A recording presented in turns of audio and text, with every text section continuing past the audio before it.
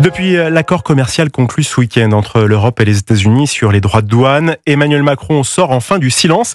Le président s'est exprimé ce mercredi en Conseil des ministres. Arthur Delaborde, Emmanuel Macron temporise mais a du mal à cacher son embarras face au texte négocié par Bruxelles. Donald Trump impose, Emmanuel Macron s'adapte. L'Europe ne se vit pas encore suffisamment comme une puissance, reconnaît le président qui lâche même. Nous n'avons pas été assez craints. Pour autant, le chef de l'État assume un accord déséquilibré qui fournit de la visibilité à court terme. Il salue des exemptions pour l'aéronautique et l'agriculture et précise ce n'est pas la fin de l'histoire. Les négociations vont se poursuivre. Un ton prudent, loin de celui de François Bayrou qui parle d'une soumission à Washington et cible la présidente de la Commission européenne, Ursula von der Leyen, en rappelant que les achats d'armes ou d'énergie ne relèvent pas de Bruxelles mais des États.